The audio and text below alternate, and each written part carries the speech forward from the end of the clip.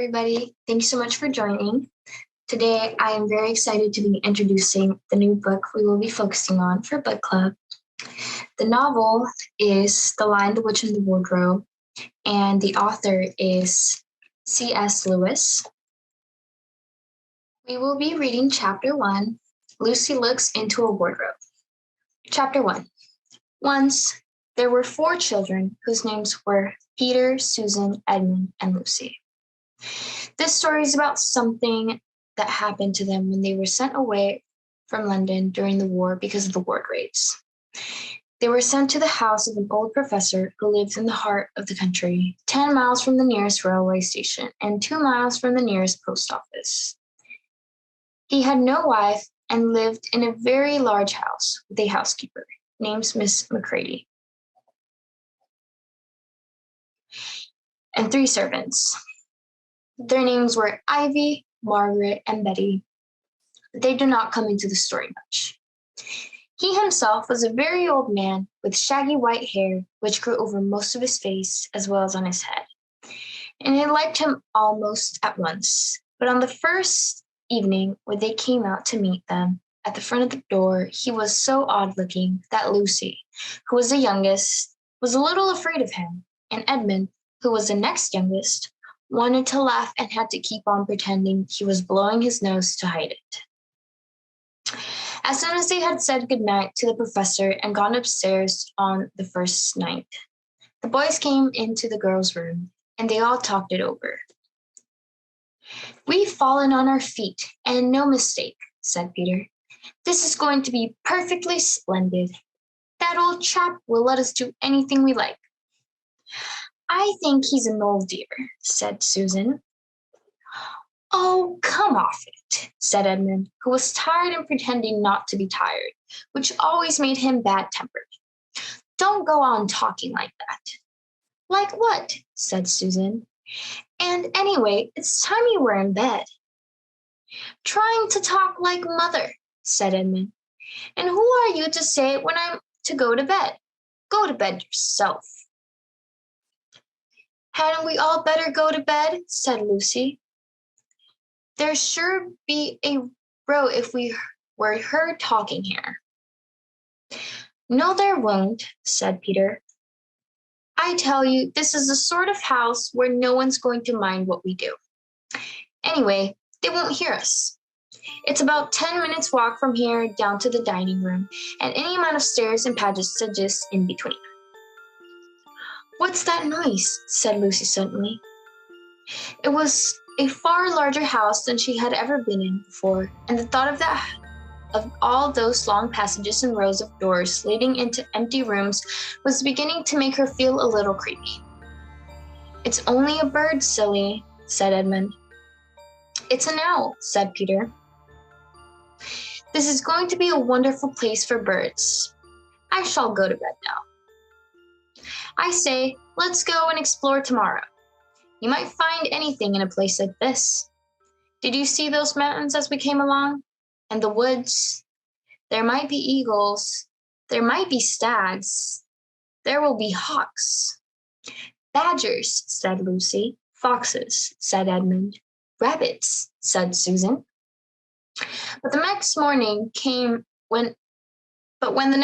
came, there was a steady rain falling, so thick that when you looked out of the window, you could see neither the mountains nor the woods, nor even the stream in the garden. "Of course it would be raining," said Edmund. They had just finished their breakfast with the professor and were upstairs in the room he had set apart for them. A long, low room with 2 windows looking out in one direction and 2 in another. "Stop grumbling, Ed," said Susan. 10 to 1, it'll clear up in an hour or so. And in the meantime, we're pretty well off. There's a wireless and lots of books." "Not for me," said Peter. "I'm going to explore the house." Everyone agreed to this, and that was how the adventures began. It was the sort of house that you never seemed to come to the end of, and it was full of unexpected places. The first few doors they tried led only into spare rooms, as everyone had expected that they would. But soon they came to a very long room full of pictures, and then there they had found a suit of armor, and after that was a room all hung with grain, with a harp in one corner. And then came 3 steps down and 5 steps up, and then a kind of little upstairs hall, and a door that led out onto a balcony. And then a whole series of rooms that led into each other and were lined with books. Most of them very old books, and some bigger than a Bible in a church. And shortly after that, they looked into a room that was quite empty, except for one big wardrobe, the sort that has a looking glass in the door. There was nothing else in the room at all except a dead blue bottle on the windowsill. "Nothing here," said Peter, and they all trooped out again, all except Lucy. She stayed behind because she thought it would be worthwhile trying the door of the wardrobe, even though she felt almost sure that it would be locked. To her surprise, it opened quite easily, and 2 mothballs dropped out. Looking into the inside, she saw several coats hanging up, mostly long fur coats. There was nothing Lucy liked so much as the smell and feel of fur.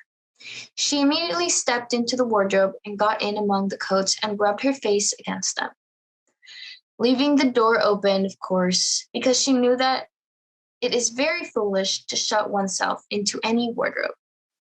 Soon she went further in and found that there was a second row of coats hanging up behind the first one.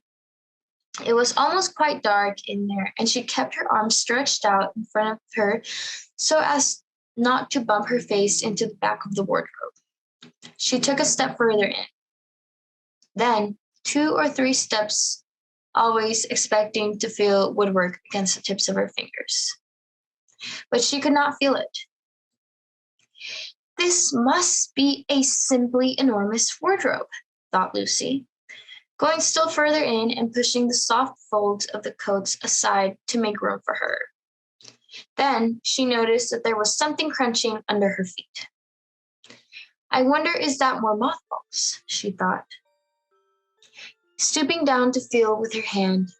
But instead of feeling the hard, smooth wood of the floor of the wardrobe, she felt something soft and powdery and extremely cold.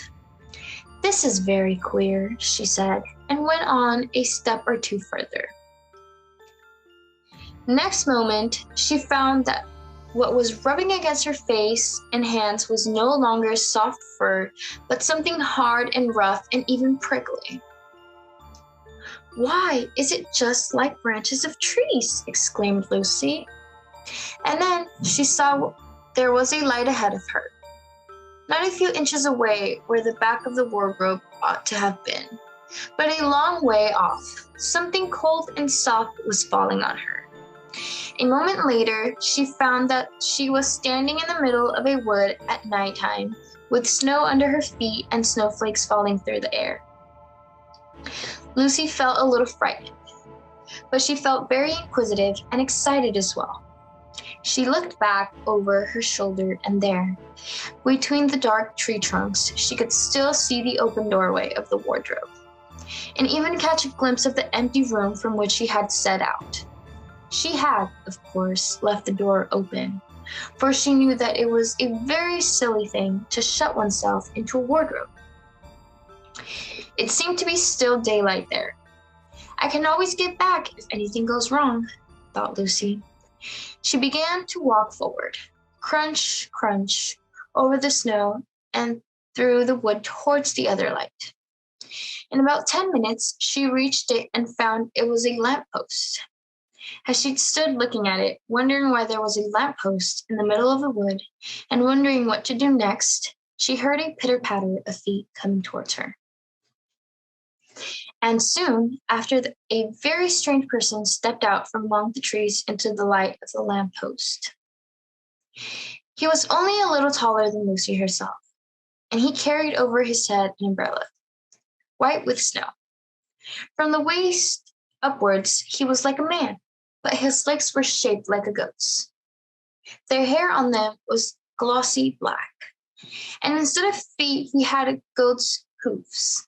He also had a tail, but Lucy did not notice at first because it was neatly caught up over the arm that held the umbrella so as to keep it from falling in the snow.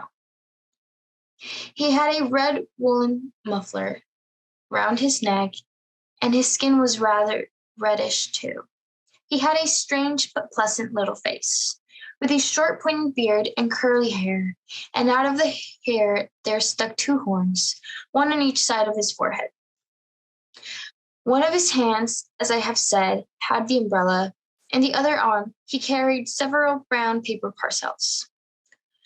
What might the parcels and the snow? It looked just as if he had been doing his Christmas shopping.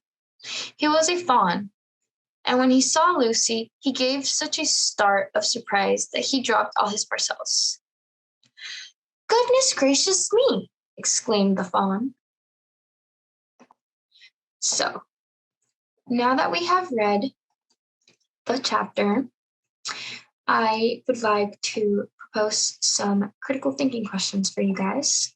So the questions are, why was Edmund bad-tempered the first night at the professor's house? And how did the adventures begin? That is all I have for you guys today. Thank you so much for joining. Goodbye.